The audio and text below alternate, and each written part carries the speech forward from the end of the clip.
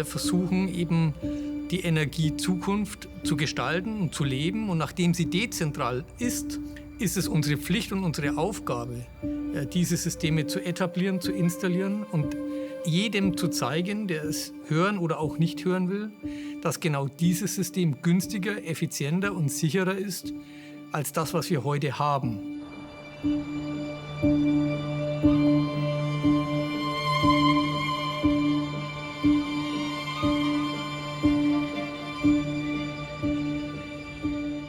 Wir haben die Erde nicht von unseren Eltern geerbt, sondern lediglich von unseren Kindern geliehen. Und das ist das eigentlich, was mich treibt, dass wir mit den Ressourcen, die tagtäglich durch die Sonne auf unseren Planeten kommen, also durch Wind, durch die Wärme an sich und durch das Wachstum der Biomasse, muss es doch möglich sein, neue Pfade zu erschließen, wie wir tatsächlich unseren Wohlstand, unsere Luxusgüter, alles, was uns so wohlgesonnen ist, nachhaltiger zu gestalten.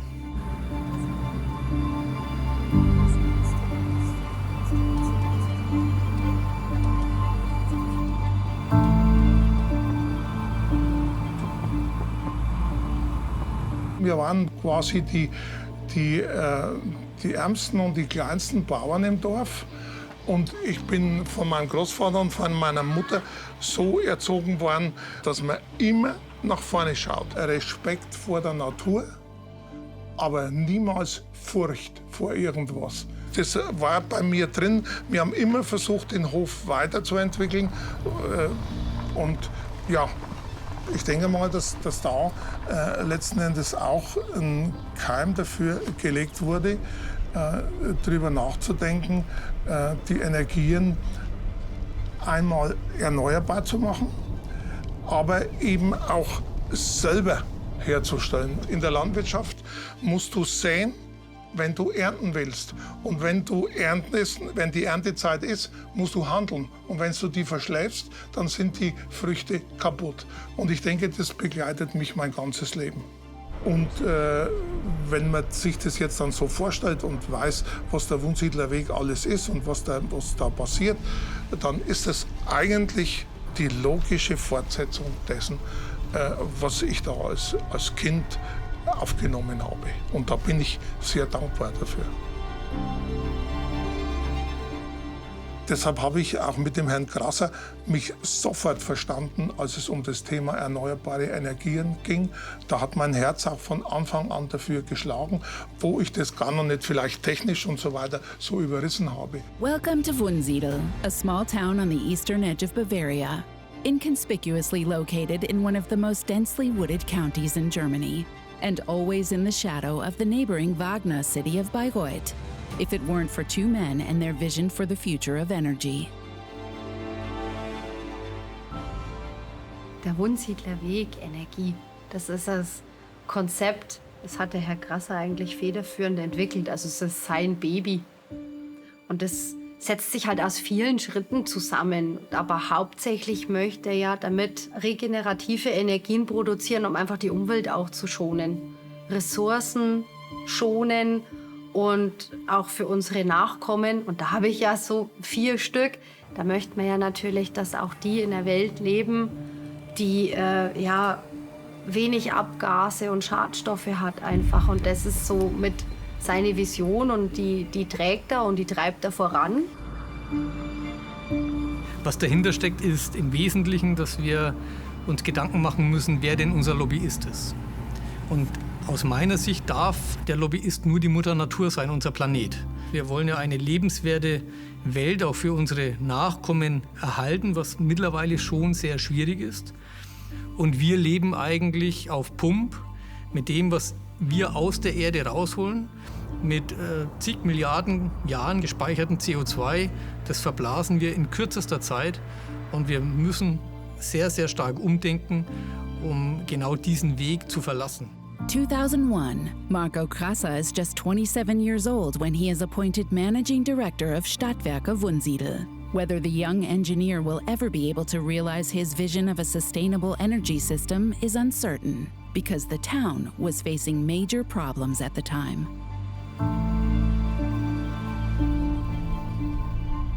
Wir hatten damals über 600 Arbeitsplätze verloren, von über 4.000 auf 3.400 runter.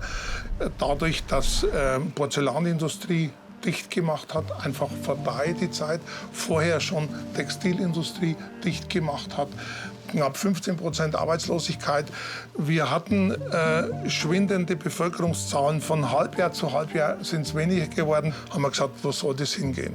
Ich hatte vorher eine Ausbildung angefangen zur Bürokauffrau bei einem Automobilhändler. Ich hatte noch ein Jahr und dann hieß es eben, wir sind insolvent. Du musst dir was anderes suchen. Ich bin daheim erstmal in Tränen ausgebrochen, weil es doch schon sehr schlimm für mich war in dem Moment.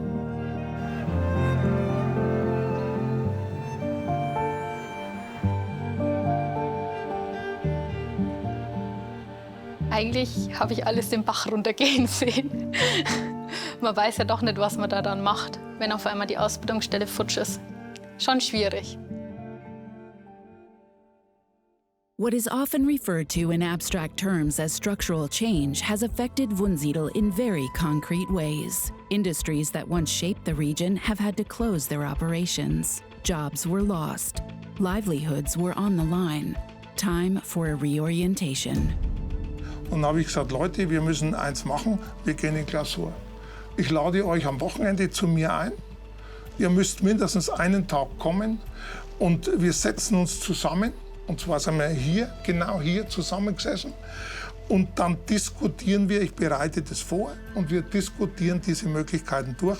Und am Ende des Tages möchte ich ein Ergebnis haben. Und so sind wir dann zusammengesessen und haben uns überlegt, die Frau hat ein gutes Mittagessen gekocht und abends hatten wir dann das Ergebnis.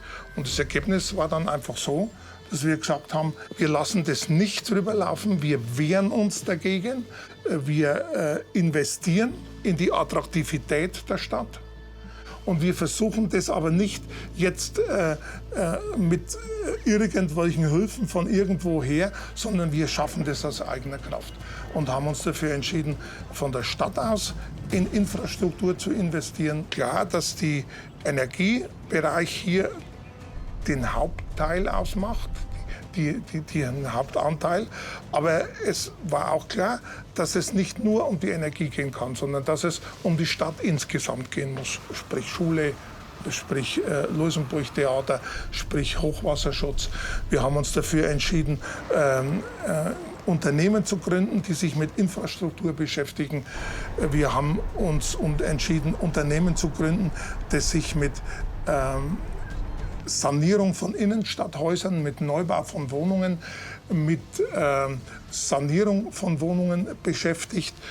Und wir haben gesagt, wir müssen die SWW weiterentwickeln, gezielt, haben das dann getan über Tochterfirmen und haben gesagt, wir müssen investieren. And that is exactly what they are doing. The idea? Wunsiedel is to become a smart energy city based on an independent energy autonomous system in the entire supply area of Stadtwerke Wunsiedel, built entirely on renewable energies. One of the first building blocks? Wun Bioenergie's own biomass power plant. Der Wunsiedler Weg steht auf den 3 Säulen Erzeugung, Verteilung und Speicherung. Also das sind eigentlich die wesentlichen Säulen einer dezentralen Energieversorgung.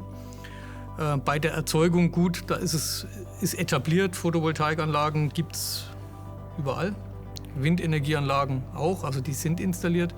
Parallel dazu kommt, dass wir ja im Fichtelgebirge sehr waldreich sind. Also wenn man sich einmal den Blick so schwenken lässt, dann sieht man, wir sind vom Wald umzingelt und wir haben selbst knapp 500 Hektar Wald in städtischer Verwaltung. Und dann hat man sich überlegt, wie können wir denn das Thema Biomasse in diesen Energiepfad mit einbinden. The answer? Pellet production. It can also be used to generate, distribute, and store electricity, and above all, heat. It takes less than 2 years between the initial idea and Wunbio's finished plant. This is another advantage of decentralized energy supply. Wunsiedel is small and agile. Not a single additional tree has to be felled for the 200,000 tons of pellets that are now produced here annually in 2 plants. The pellets are made from wood residues and chips that are already produced in the surrounding area. Marco Crassa and his team also rely mainly on closed energy cycles for the heat and electricity needed to produce the pellets, for example, for drying the chips or pressing the pellets. In the form of the small wooden sticks, the energy, and especially the heat production, can be transported to where it is needed, close to the end user. Und jetzt kommt das Thema Sektorenkopplungen hinzu. Also wie kriegen wir es hin, wenn wir denn schon irgendwas verbrennen müssen, um Strom zu erzeugen, dann sollte die Wärme zumindest zu 100% genutzt werden. Und das passt ja ganz gut, ne? Weil im Sommer scheint die Sonne, brauche ich keine Hackschnitzel. Und im Winter, wenn keine Sonne scheint, dann kann ich Wärme erzeugen und gleichzeitig Strom, weil die Sonne scheint nicht, macht die Photovoltaik keinen Strom.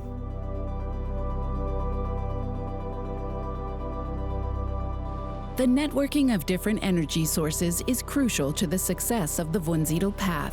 But at least as important, the networking of local businesses with the energy industry. Holz gehört zur Energieerzeugung oder die Energieerzeugung und Holz gehören zusammen. Und als ich 2002, 2003 ins elterliche Unternehmen eingestiegen bin, war natürlich die Frage, wo entwickelt man sich hin? Strom ist ein sehr hochwertiges Gut, auch leicht zu transportieren. Und damit haben wir uns beschäftigt. Wir haben den waldreichsten Landkreis in Bayern. Wir haben innovative Köpfe hier an einem Tisch sitzen, die sich mit Energie- und Holzverarbeitung beschäftigen. Wir haben auch, und das möchte ich nicht verheimlichen, wir haben auch eine sehr schöne Region, die eigentlich zum Urlaub machen einlädt. Und wenn wir das geschickt anstellen, dann können wir sozusagen das Silicon Valley der Energiewende werden oder der Energiezukunft vielmehr, wo man das erleben kann. Wir merken alle, wie wichtig es ist, dass wir den Wald haben. Und das ist eigentlich so meine Vision, dass wir praktisch hier einen Energie-Holzlandkreis schaffen, der auch gerne besucht wird.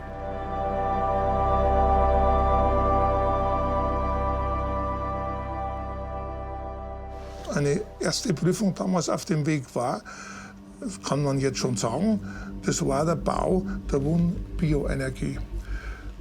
Denn da war so, viele Leute, auch außerhalb von Wunsiedel und auch außerhalb von Bayern, die haben gesagt, Mensch Charlie, Vorsicht, das ist alles sehr gut, aber wenn das nicht richtig angefangen wird, so ein Biomassekraftwerk, so eine Pelletproduktion, bei uns ist erst beispielsweise so eins pleite gegangen. Dann habe ich gesagt, gut, okay, dann müssen wir vorsichtig sein, habe das auch mit dem Herrn Crassa besprochen. Marco Crassa believes in the success of his concept and is planning not just one, but 3 biopower plants. Das Ganze haben wir etwas größer gemacht am Energiepark, haben dort dann dieses sogenannte Satellitenkonzept entwickelt, wo wir hergehen und sagen, wir nutzen vom Baum alles, also vom Stamm bis zum Span. Der Baum, wenn er eingeschnitten wird, das eine geht ins Sägewerk. Kleiner Einschub, es ist sehr günstig und CO2 besser mit Holz zu bauen. Das heißt, da werden Bretter draus gemacht. Wenn man Holz sägt, entstehen Späne.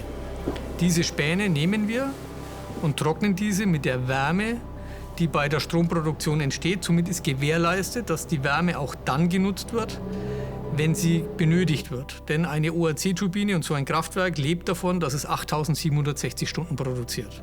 Also produzieren wir 8760 Stunden Pellets. In dem Pellet speichern wir die Wärme und gehen damit in das Satellitenheizkraftwerk, wo wir aus den Pellets unter Reduktion von Sauerstoff eine Verbrennung anstoßen, die dann ein brennfähiges Gas erzeugt. Und dieses brennfähige Gas geht dann in Kraft-Wärme-Kopplungsanlagen und erzeugt dort wieder Wärme und Strom, sozusagen am Point of Sale, also beim Bürger. Und somit ist die Kaskade wieder geschlossen. Und wir haben dann integrierte, ich nenne es Energiewirtschaftskreisläufe, weil wir die Ressource, die wir in der Region haben, zu 100% in der Region auch verwerten und nutzen. What sounds complex at first has a simple advantage. Instead of each house having to provide for their own heat, they receive it via a local heating network almost as conveniently as electricity from the socket. In this way, the energy is used as efficiently as possible, allowing for a massive reduction in carbon emissions. Und dann kam dazu, dass genau in dem Herbst, wo wir beginnen wollten, die Laufzeit der AKWs um 8 Jahre verlängert wurde. Damals hatten wir die FDP in der Regierung und die hat es durchgesetzt. Und dann haben wir uns einen Tag hingesetzt im Aufsichtsrat der SWW und haben überlegt, können wir das verantworten oder können wir es nicht verantworten. Und zwar natürlich immer die wirtschaftliche Seite, aber auch den Willen, bei erneuerbaren Energien voranzukommen, Know-how selber zu generieren und letzten Endes natürlich auch ein Stück weit zu zeigen, dass es funktioniert. Weil wir haben ja daran geglaubt, der Herr Grasser und ich. Die Einstellung und das, was mich bewegt, ist, wie wollen wir unseren Wohlstand bewahren und dennoch den Planeten schützen. Das geht nur mit der Wortphrase Nachhaltigkeit. Ich möchte das ein bisschen definieren. Also für mich und für uns geht es im Wesentlichen darum, die Welt oder unser System zu dekarbonisieren und ein Energiesystem oder generell ein System auf die Beine zu stellen, das mit dem zurechtkommt, was ich so gerne nenne, die überirdischen Energien, Sonne, Wind, Wasser, Biomasse. Unterirdisch ist Kohle, Atom und Öl. And because they both believe in their vision, construction of the biomass cogeneration plant with connected pellet production started in 2010, despite the lifetime extension granted to Germany's nuclear power plants. Und dann kam im März Fukushima. 7,500 miles to the west, the reactor disaster in Japan brings about the final turnaround in energy policy. The decision to phase out nuclear power is taken in the same year. Damit wird bis 2022 die Nutzung der Kernenergie in Deutschland beendet. Und plötzlich haben alle gesagt, Gottes Willen, ihr Wunsiedler, alles richtig gemacht.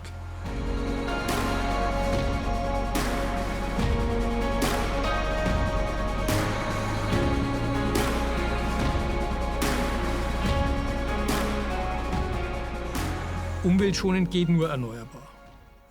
Dauerhaft kostengünstig geht nur erneuerbar, denn die Sonne stellt keine Rechnung. Und dauerhaft sicher funktioniert nur mit Intelligenz und mit Technologiepartnerschaften wie die wir mit der Siemens AG eingehen konnten. Denn das Know-how ist das eine, das Umsetzen das andere. Die Vision in Wunsiedel sieht dahingehend aus, dass wir das, was wir im Großen denken, im Kleinen umsetzen. Denn auch da ist es so, wenn jeder Einzelne den Dreck vor seiner Haustür wegkehrt, dann wird die Straße ganz schnell sauber.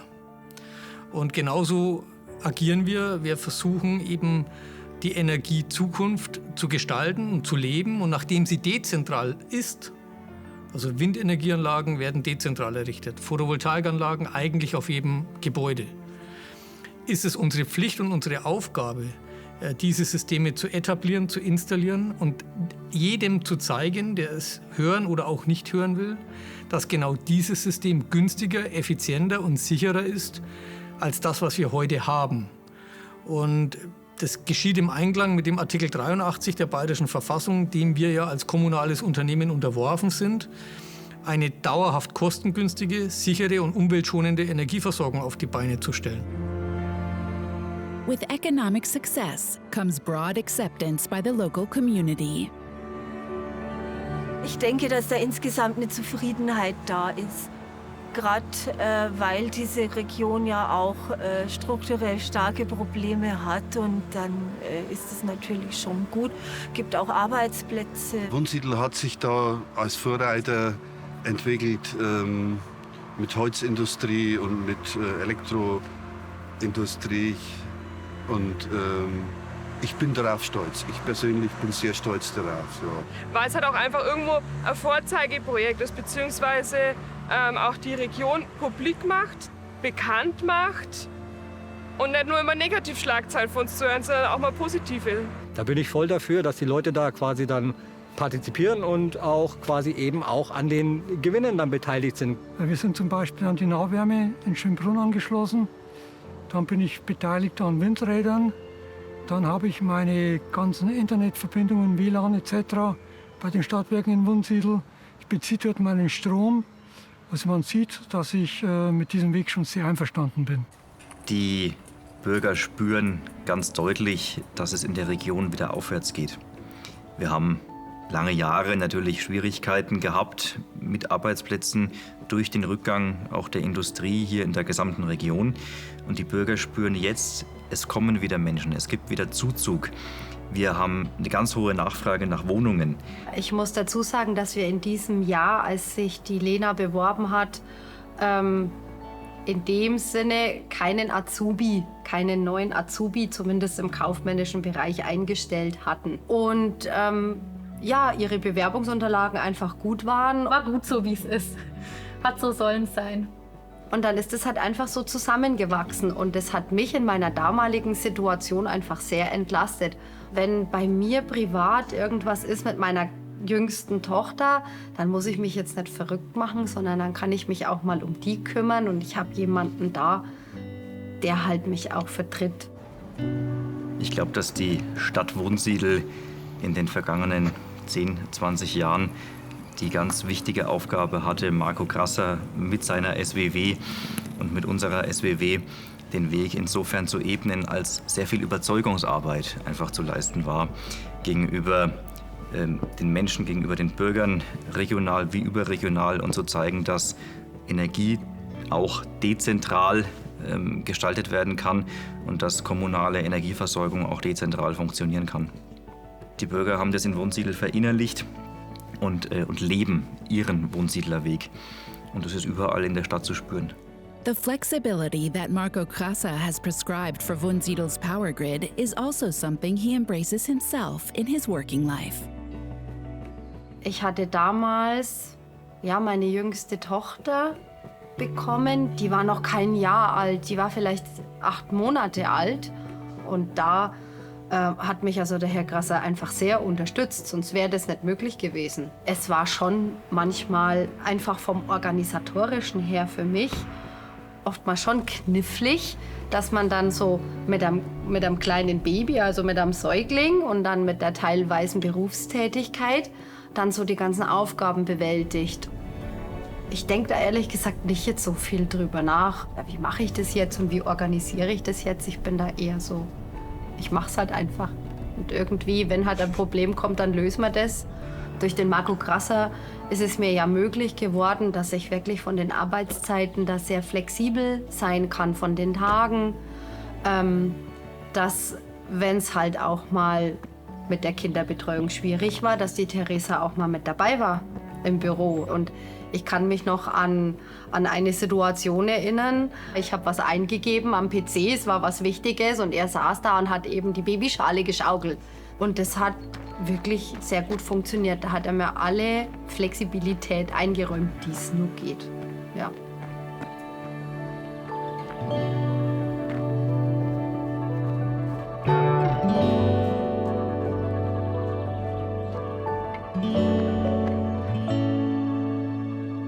Wenn man jetzt irgendwo hingeht und sagt, man arbeitet bei der SWW, haben die Leute schon so im Kopf, erneuerbare Energien, die machen was für die Zukunft.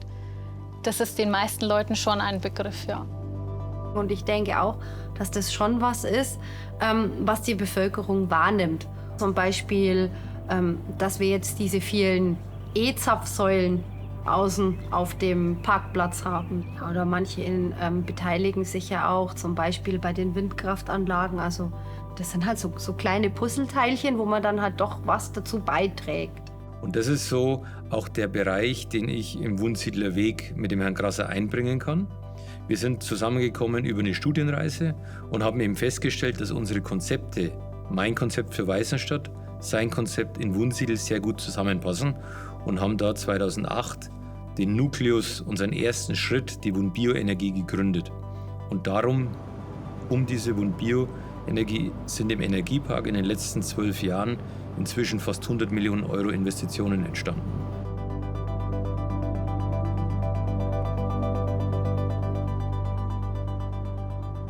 Wir müssen uns vorstellen, wie würden wir das Energieversorgungssystem aufbauen, wenn es heute keines gäbe.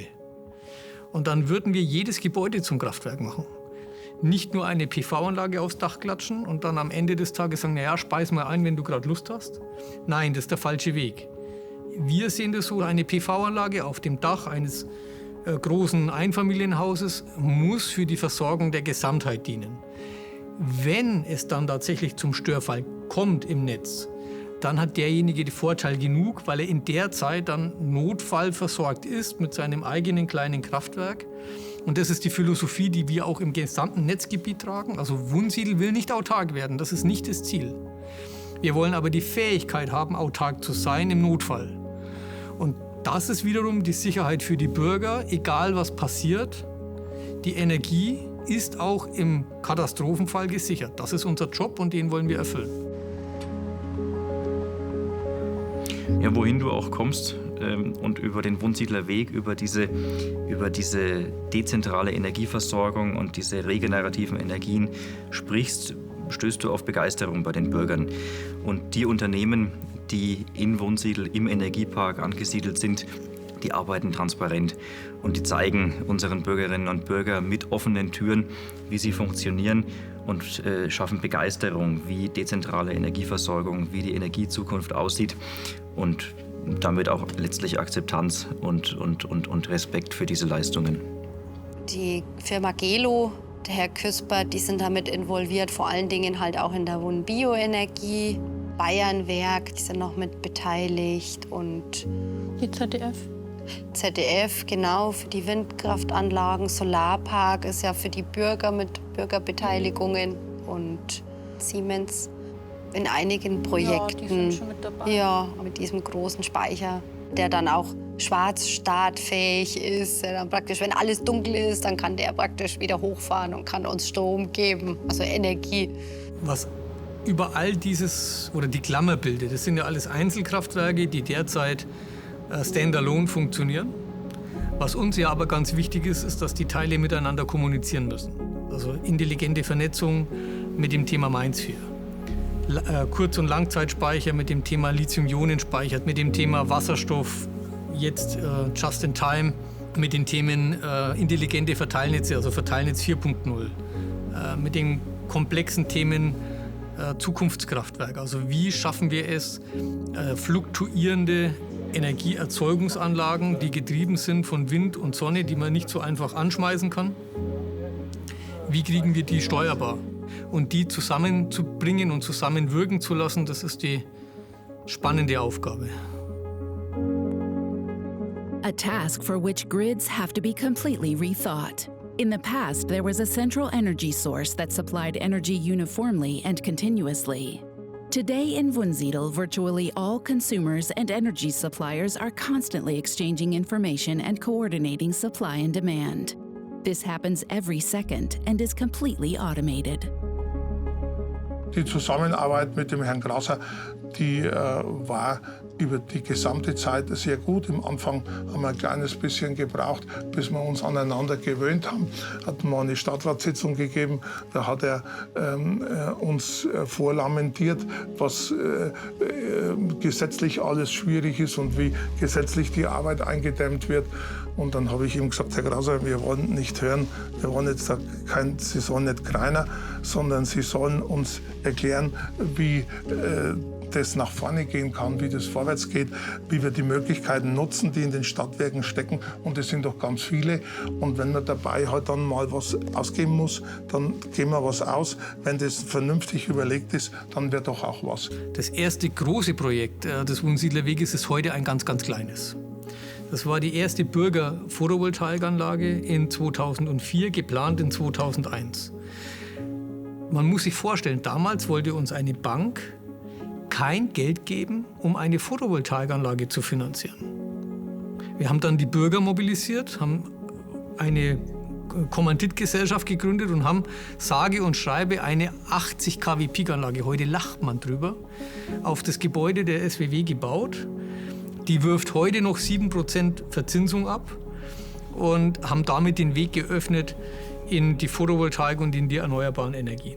Man ist einfach so miteinander gewachsen, hat sich entwickelt und vor allen Dingen, dass es ist halt immer noch dieses Kleinstadt-Feeling. Also ich habe schon das Gefühl, dass die Wunsiedler zusammenhalten.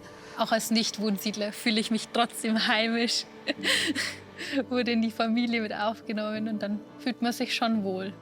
Diese ganze Entwicklung rund um diese Gewerbeansiedlungen, rund um diese Energieentwicklung, das bekommen die Bürger ganz stark dadurch zu spüren, dass wieder neues Leben in die Stadt kommt. Es kommen wieder junge Familien in die Stadt.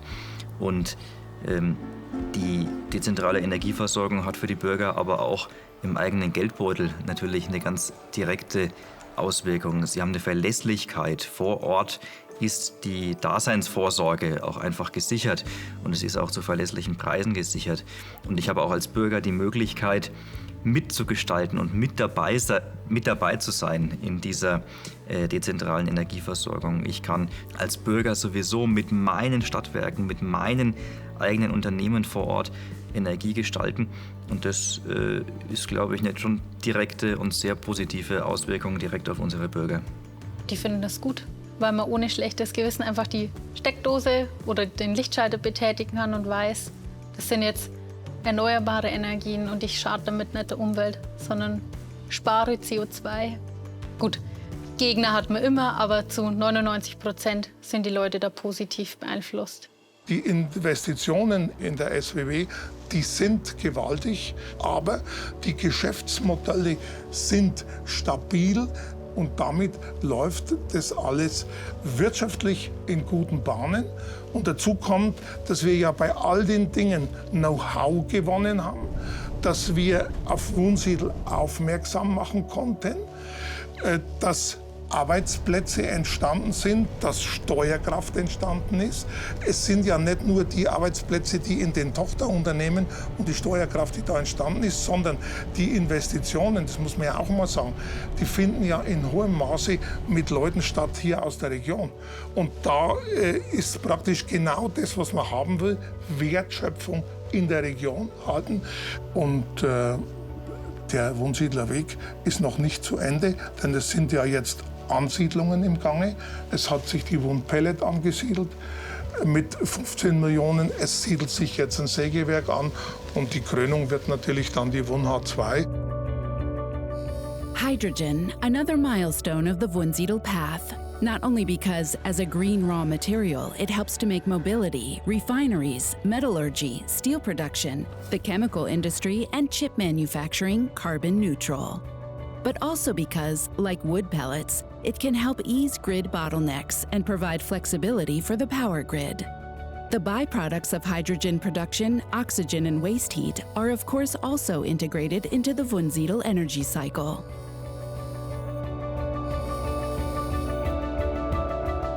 Denn da geht es um den Langzeitspeicher, also das Molekül. Wie können wir die Energiemengen, die wir im Sommer im Überschuss haben, tatsächlich über lange Perioden transportieren? Und das geht nur über das Molekül. Und dazu wurde die Wun H2 gegründet. Und wir hoffen, dass wir heuer noch mit dem Bau des Sileisers 300 beginnen, um dann auch die erste und ich hoffe bis dahin auch noch größte Wasserstofferzeugung über die PEM-Elektrolyse in Deutschland zu errichten. Und das im kleinen Wunsiedel.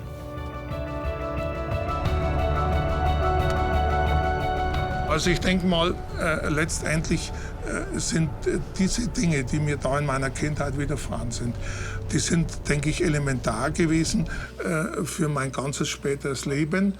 Und wenn man sich das dann vorstellt, dass das alles da draußen entstanden ist, dann ist doch das wirklich was Wunderbares.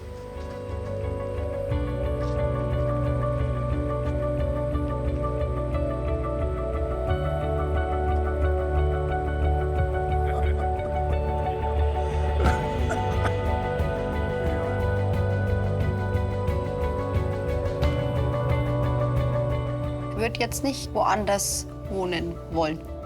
Man hat auch privat ein paar Freundschaften und Bekanntschaften entwickelt. Und da ist man doch gut aufgenommen. Man kann viel in die Natur gehen, einfach auch so zum Abschalten. Mit Kindern natürlich optimal, zum Beispiel das Felsenlabyrinth.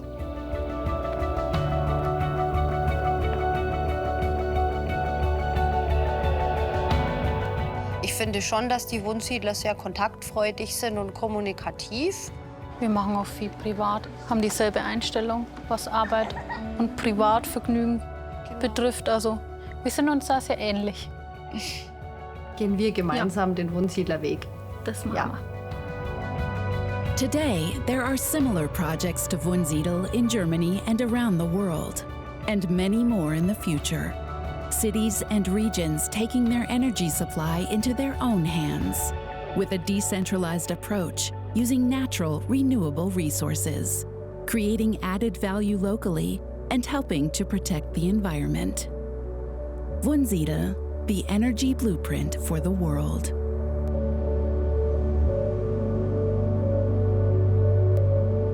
Ein Weg ist ja nie zu Ende, wenn er gut ist. Und im Zweifel läuft man zweimal und sieht immer wieder was Neues.